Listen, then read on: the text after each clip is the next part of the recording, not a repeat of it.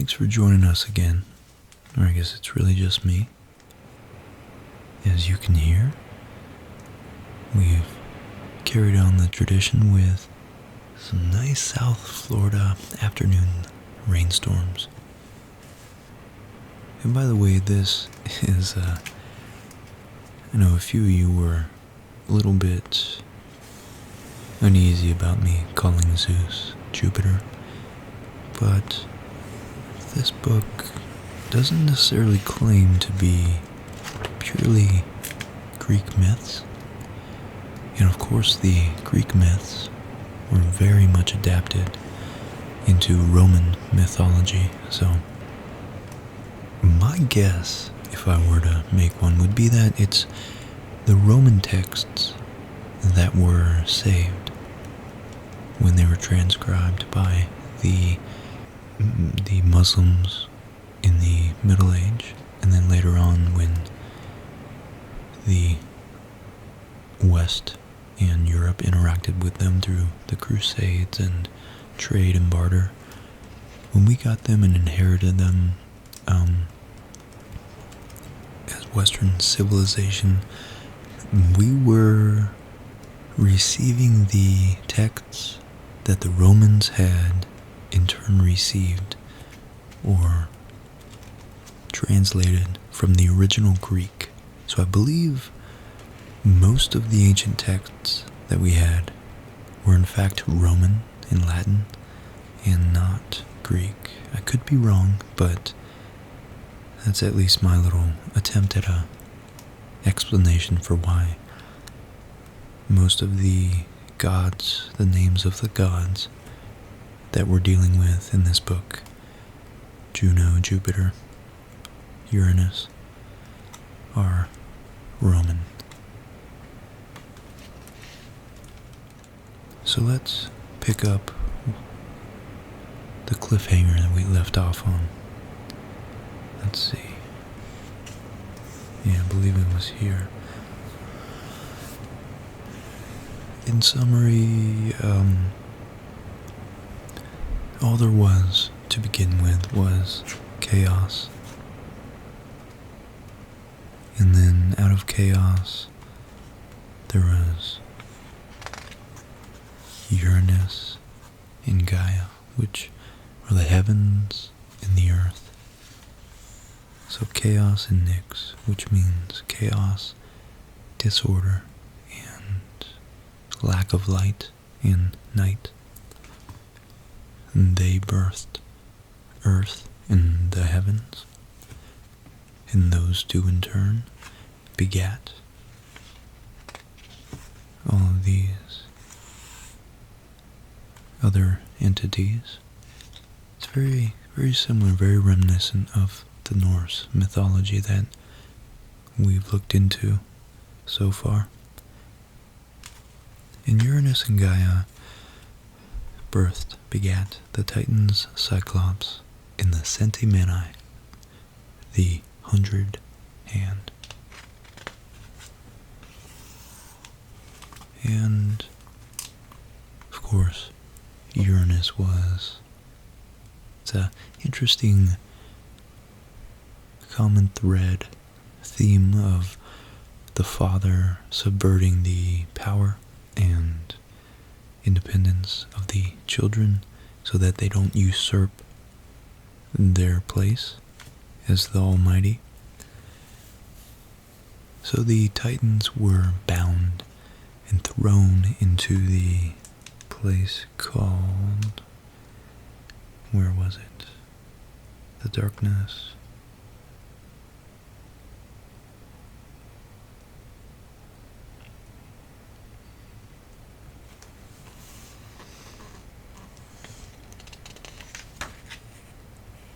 Tartarus. The Tartarus.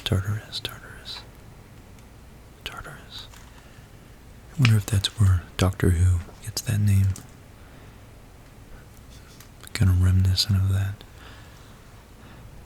But the Titans revolted. Cronus, of course, stand-in for time. And of course time in reality always get the last word. So Cronus ultimately was freed by the vouch. He was always want to use that word, but always forget how to use it correctly. But he was vouchsafed his freedom from Gaia, his mother.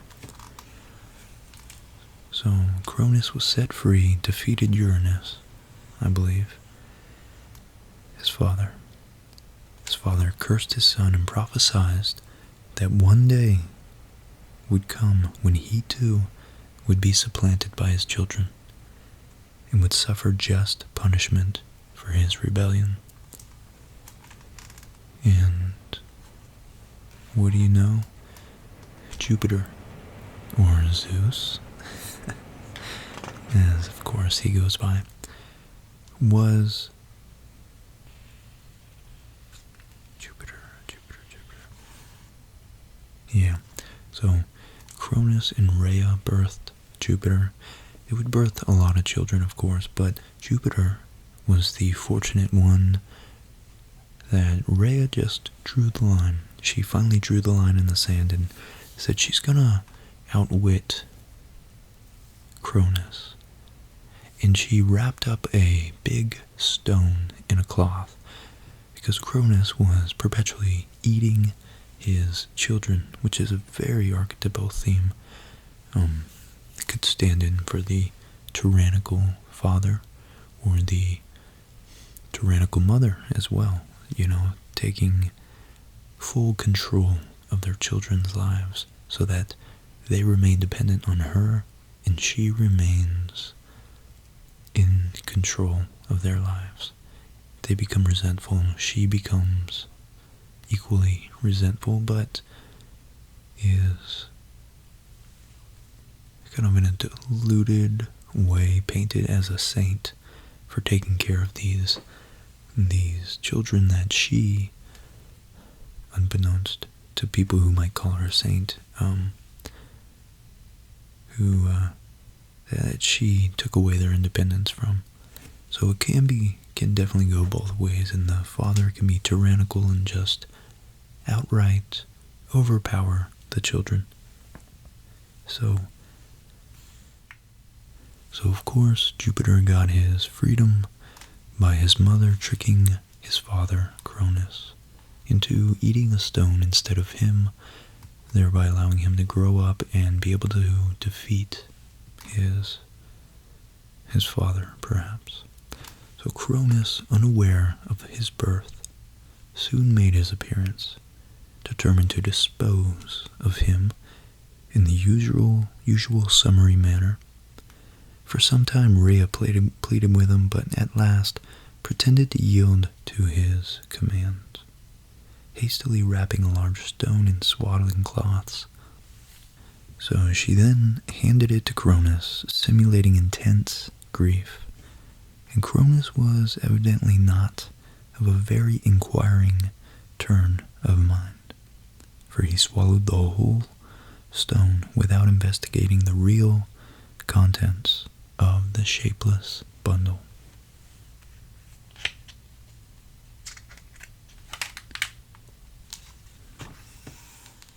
So today we're going to be going into Jupiter's chronology, his infancy, some wars, his supremacy. Alright, it's going to be his character arc. We'll start off with a short poem by Hesiod. To the imperial son of heaven, whilom the king of gods a stone she gave, enwrapped in infant swaths. In this, with grasp, eager he snatched, and in his ravening breast conveyed away unhappy, nor once thought that for the stone his child behind remained, invincible, secure, who soon with hands of strength overcoming him should cast him forth from glory, in himself the immortals rule. That's the ascendancy of Zeus, or Jupiter.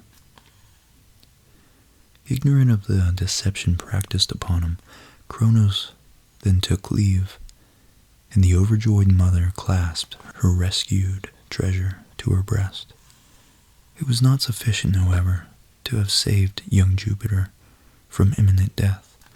It was also necessary that his father should remain unconscious of his existence.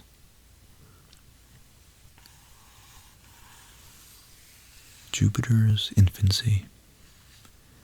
To ensure Jupiter survived, Rhea entrusted her babe to the tender care of the Melian nymphs, who bore him off to a cave on Mount Ida.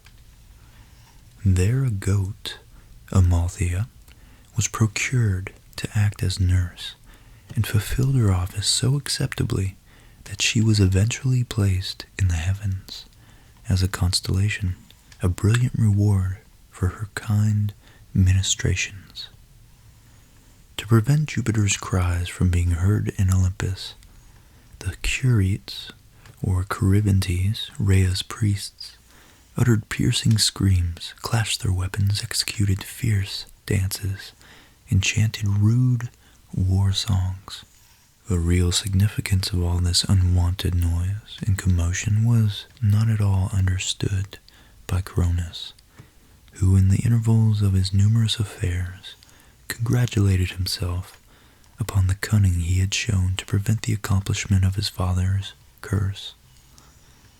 But all his anxiety and fears were aroused when he suddenly became aware of the fraud practiced upon him, and of young Jupiter's continued existence. He immediately tried to devise some plan to get rid of him, but before he could put it into action, he found himself attacked, and after a short but terrible encounter, signally defeated. Jupiter's supremacy. Jupiter, delighted to have triumphed so quickly, took possession of the supreme power, and aided by Rhea's counsels and by a nauseous potion prepared by the Metis, a daughter of Oceanus, or Poseidon, compelled Cronus to produce the unfortunate children he had swallowed, i.e. Neptune, Pluto, Vesta, Ceres, and Juno. Following the example of his predecessor, Jupiter gave his brothers and sisters a fair share of his new kingdom. The wisest among the Titans, Mnemosyne, Themis, Oceanus, and Hyperion, they submitted to a new sovereign without murmur, but the others refused their allegiance, which refusal, of course, occasioned a deadly conflict. When the gods began with wrath, and war rose up between their starry brows, some choosing to cast Cronus from his throne, that Zeus might king it there, and some in haste with opposite oaths that they would have no Zeus to rule the gods forever. The giants' war. Jupiter, from the top of Mount Olympus, discerned the superior number of his foes, and quite aware of their might, concluded that reinforcements to his party would not be superfluous. In haste, therefore, he released the Cyclops from Tartarus, where they languished so long, stipulating that in exchange for their freedom, they should supply him with thunderbolts, weapons which only they knew how to forge. This new engine caused great terror and dismay in the ranks of the enemies, who nevertheless soon rallied and struggled valiantly to overthrow the usurper and win back the sovereignty of the world. During 10 long years the war raged incessantly, neither party wishing to submit to the domination of the other. But at the end of that time, the rebellious Titans were obliged to yield. Some of them were hurled into Tartarus once more, where they were carefully secured by Neptune, Jupiter's brother, while the young conqueror joyfully proclaimed victory. League all your forces then, ye powers above, join all, and try the omnipotence of Jove, which, yet again, most of you probably know is the third pseudonym for Jupiter and Zeus. Let down our golden everlasting chain, whose strong embrace holds heaven and earth in main. Strive all of mortal and immortal birth, to drag by this the thunder down to earth. Ye strive in vain. If I but stretch his hand, I heave the gods, the ocean, and the land. I fix the chain to great Olympus' heights. In the vast world hangs, trembling in my sight. For such I reign unbounded and above, and such are men and gods, compared to Jove. Homer.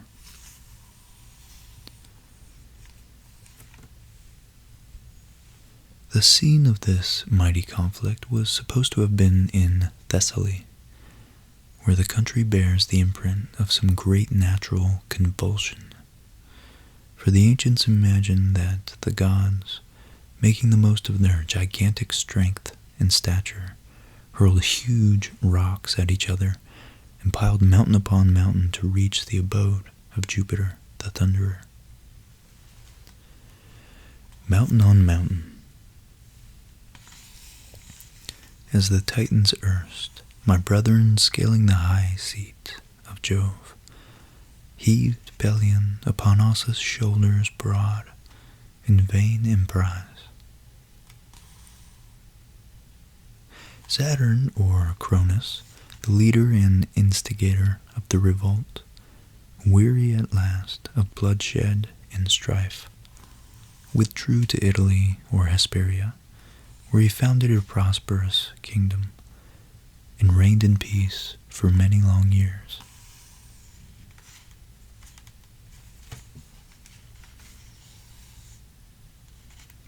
The death of Typhon. Jupiter, in having disposed of all the Titans, now fancied he'd enjoy the power so unlawfully obtained. But Gaia, to punish him for depriving her children of their birthright, created a terrible monster called Typhon, or Typhon, which she sent to attack him. This Typhon was a giant, from whose trunk 100 dragon heads arose.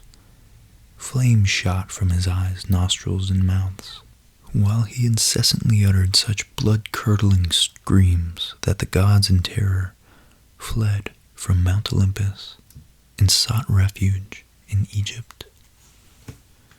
In mortal fear lest this terror-inspiring monster would pursue them, the gods there assumed the forms of different animals, and Jupiter became a ram, while Juno, his sister and queen, changed herself into a cow.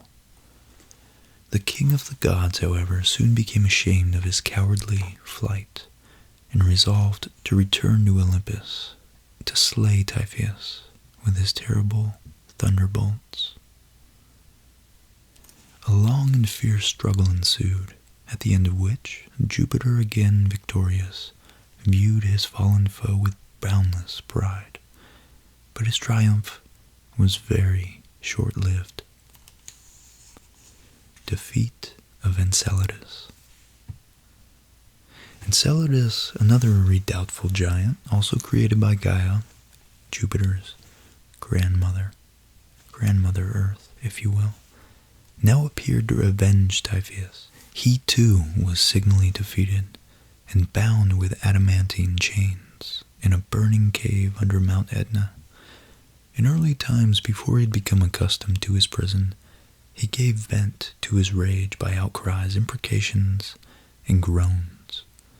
Sometimes he even breathed forth fire and flames, in hopes of injuring his conqueror. But time, it is said, somewhat cooled his resentment, and now he is content with an occasional change of position, which, owing to his huge size, causes the earth to tremble over a space of many miles, producing what is called an earthquake. 'Tis said that thunder struck Enceladus, groveling beneath the incumbent mountain's weight, lies stretched supine, eternal prey of flames. And when he heaves against the burning load, reluctant to invert his broiling limbs, a sudden earthquake shoots through all the isle, and Etna thunders dreadful underground. Then pours out smoke in wreathing curls convolved, and shades the sun's bright orb, and blots out day.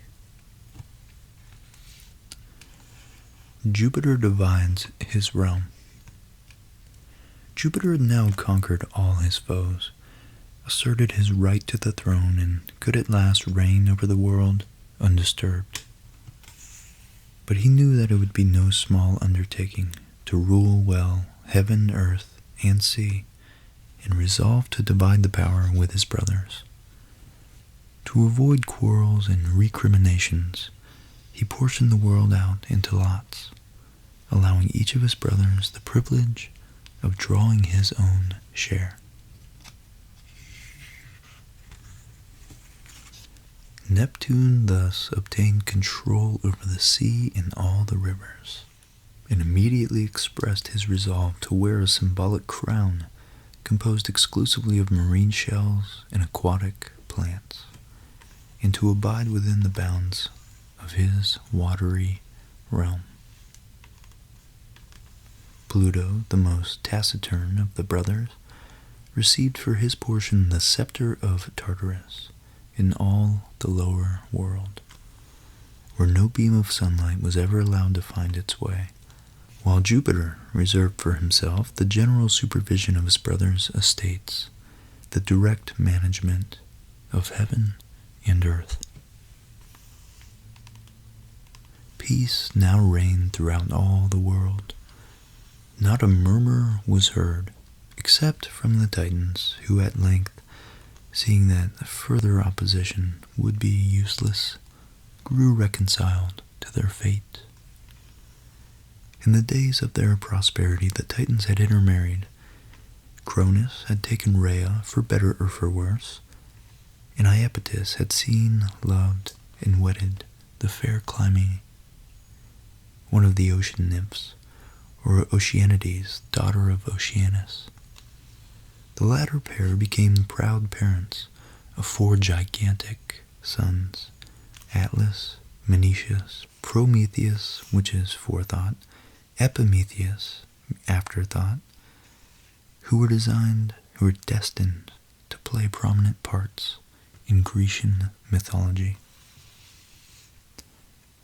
Now we transition to the story of Prometheus. At the time of the creation, after covering the newborn earth with luxuriant vegetation and peopling it with living creatures of all kinds, Eros perceived that it would be necessary to endow them with instincts that would enable them to preserve and enjoy the life that they had received. He therefore called the youngest 2 sons of Iapetus to his aid, and bade them make a judicious distribution of gifts to all living creatures, and create and endow a superior being, called man, to rule over all the others. Prometheus's and Epimetheus's first care was, very naturally, to provide for the beings already created. These they endowed with such reckless generosity that all their favors were soon dispensed, and none remained for the endowment of man. Although they had not the remotest idea of how to overcome this difficulty, they proceeded to fashion man from clay. From Horace, Prometheus first transmuted atoms cold for human clay. They first molded an image similar in form to the gods, and bade arrows breathe into its nostrils the spirit of life, and Minerva or Pallas endow it with a soul, whereupon man lived and moved and viewed his new domain. Justly proud of his handiwork, Prometheus observed man and longed to bestow upon him some great power, unshared by any other creature of mortal birth, which would raise him far above all other living beings and bring him nearer to perfection of the immortal gods. Fire alone, in his estimation, could effect this, but fire was the special possession and prerogative of the gods, and Prometheus knew that they would never willingly share it with man, and that, should anyone obtain it by stealth, they would never forgive the thief. Long he pondered the matter, and finally determined to obtain fire or die in the attempt. One night, therefore, he set out for Olympus, entered unperceived into the god's abode, seized a lighted brand, hid it in his bosom, and departed unseen, exulting in the success of his enterprise.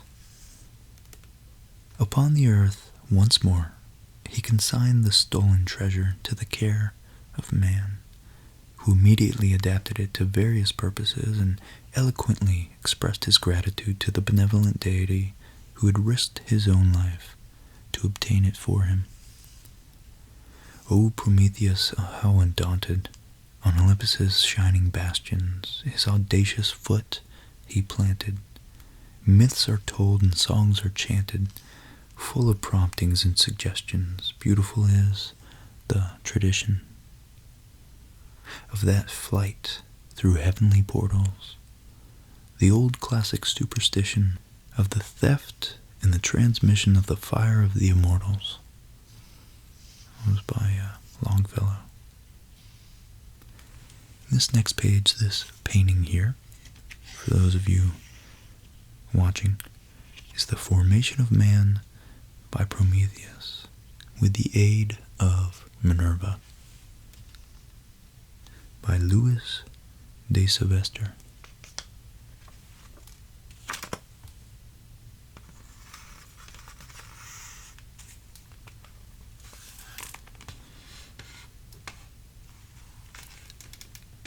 And here it's almost reminiscent of some Adam and Eve, Garden of Eden. We have some beasts, lions and rabbits.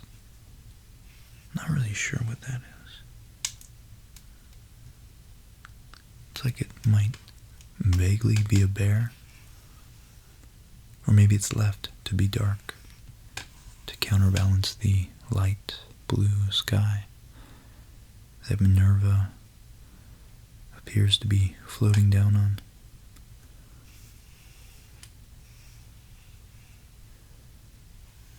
But it looks like she is being a little judgmental of this man about to be given fire by Prometheus. Oh, and there's a peacock right there in the bottom corner.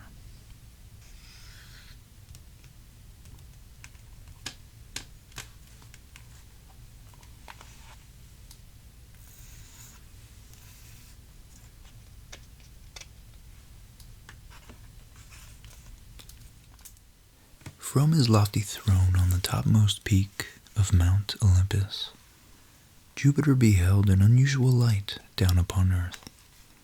Anxious to ascertain its exact nature, he watched it closely, and before long discovered the larceny. His anger then burst forth, terrible to behold, and the gods all quailed when they heard him solemnly vow that he would punish the unhappy Prometheus without mercy. To seize the offender in his mighty grasp, bear him off to the Caucasian mountains, and bind him fast to a great rock was but a moment's work. There a voracious vulture was summoned to feast upon his liver, the tearing of which from his side by the bird's cruel beak and the talons caused the sufferer intense anguish. All day long the vulture gorged himself, but during the cool night, while the bird slept, Prometheus's suffering abated, and the liver grew yet again. And the liver grew again, thus prolonging the torture, which bade fair to have no end. Disheartened by the prospect of long years of unremitting pain, Prometheus at times could not refrain from pitiful complaints. But generation after generation of men lived on earth and died, blessing him for the gift he had obtained for them at such a terrible cost. After many centuries of woe, Hercules, the son of Jupiter and Alcmene, found Prometheus, killed the vulture, and broke the adamantine chains, liberating the long-suffering god. The story of Prometheus and Pandora. The first mortals lived on earth in a state of perfect innocence and bliss. The air was pure and balmy, the sun shone brightly all the year, and the earth brought forth delicious and abundant fruit. And beautiful, fragrant flowers bloomed everywhere. Man was content. Extreme cold, hunger, sickness, and death were unknown. Jupiter, who was justly ascribed a good part of this beatific condition to the gift conferred by Prometheus, was greatly displeased, and tried to devise some means to punish mankind for the acceptance of heavenly fire. With this purpose in view, he assembled the gods on Mount Olympus, where, in solemn council, they decided to create woman. And as soon as she had been artfully fashioned, each one endowed with her some special charm to make her more attractive. The crippled artist god, illustrious, molded from yielding clay a bashful virgin's image, and advised Saturnian Jove.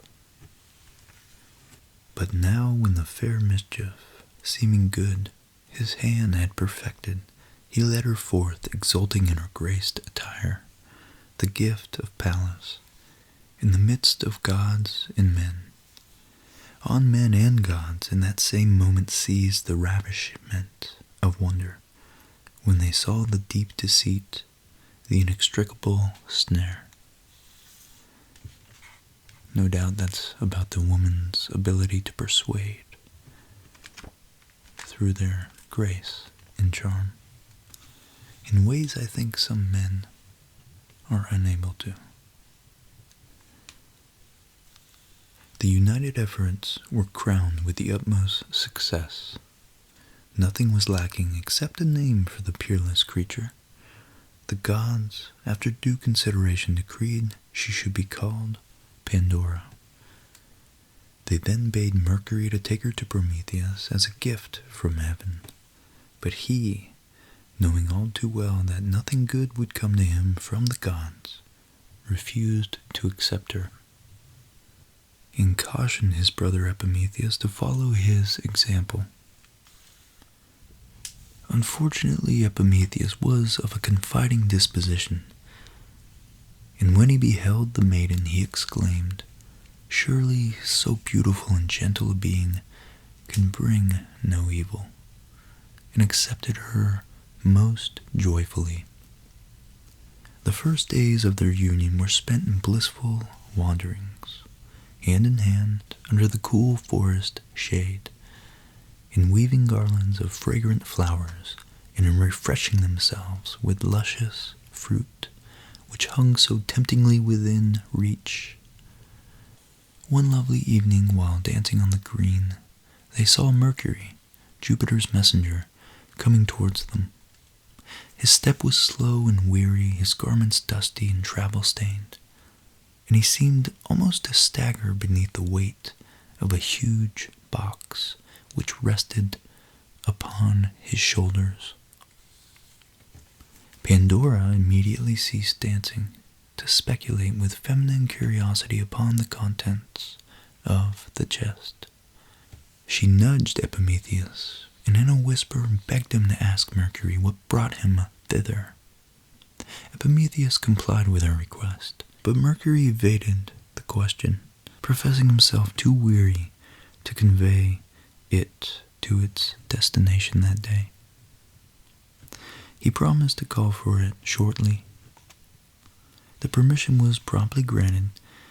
Mercury, with a sigh of relief, placed the box in one corner and then departed, refusing all hospitable offers to rest and be refreshed.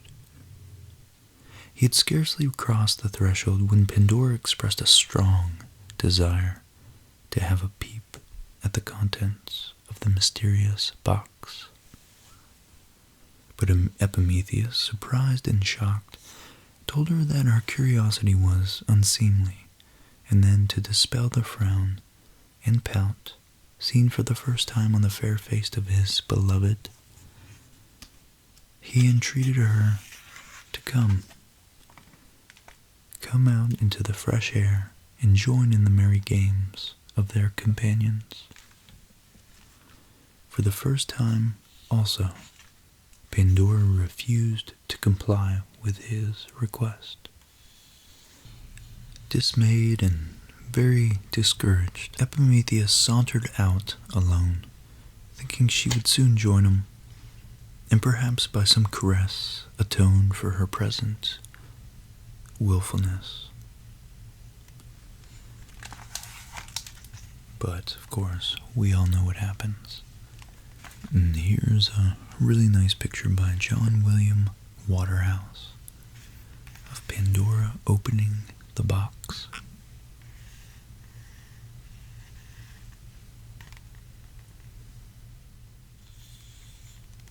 Left alone with the mysterious casket, Pandora became more and more inquisitive.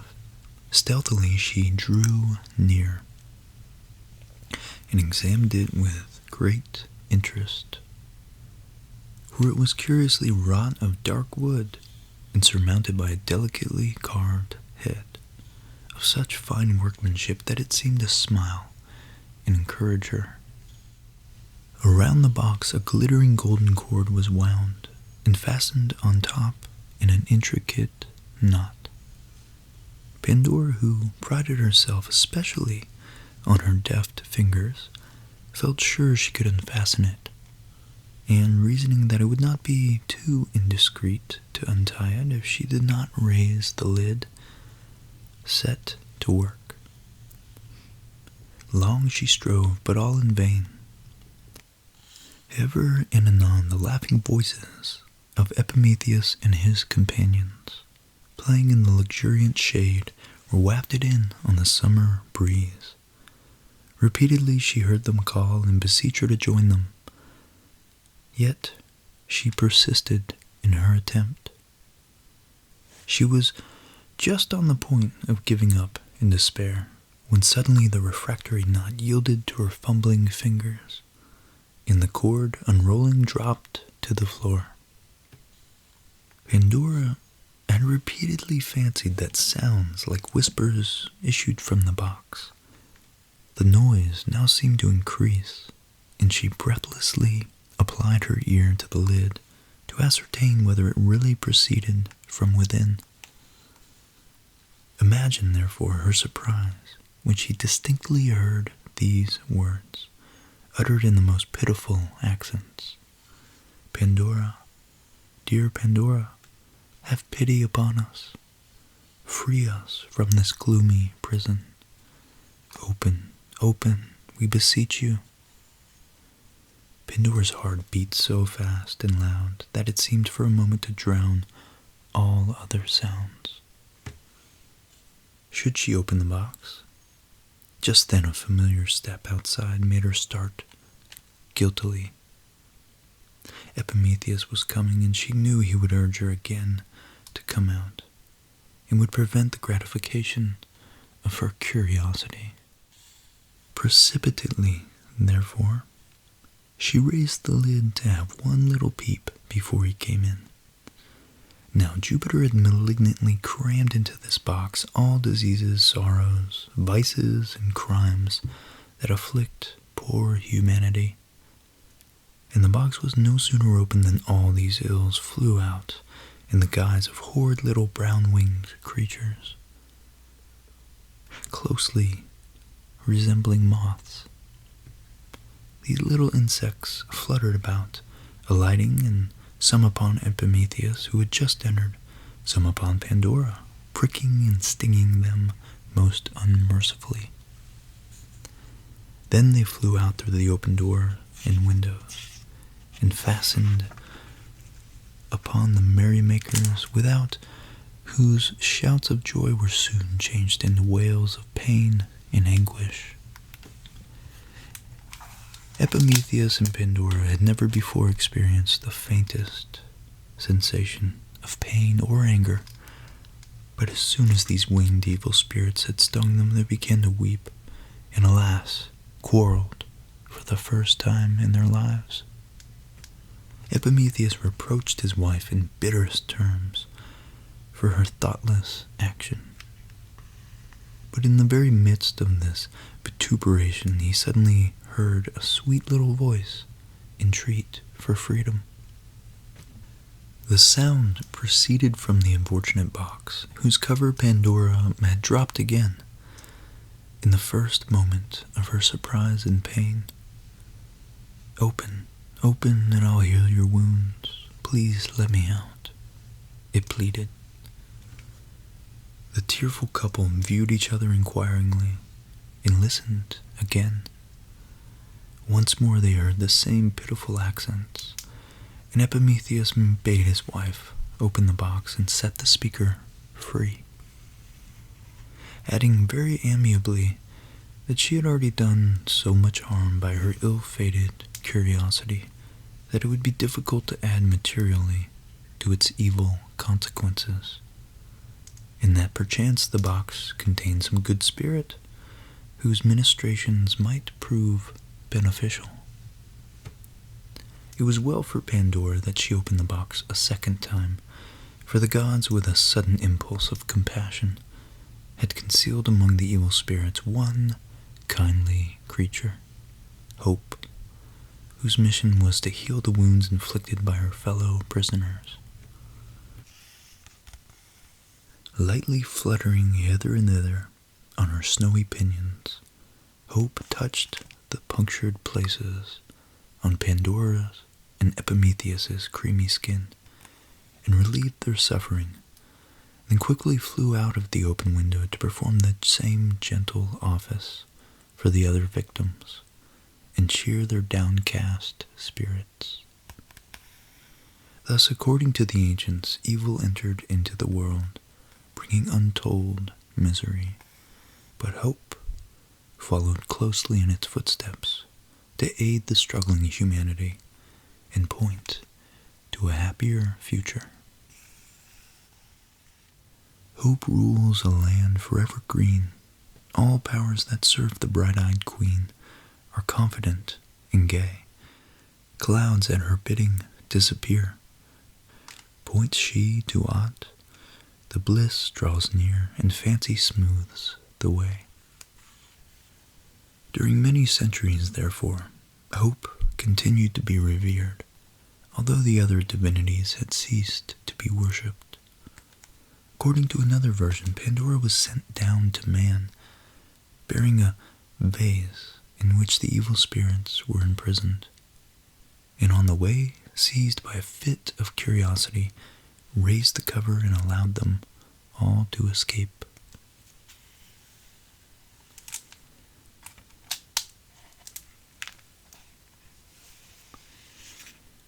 And that's a fitting place to close this book.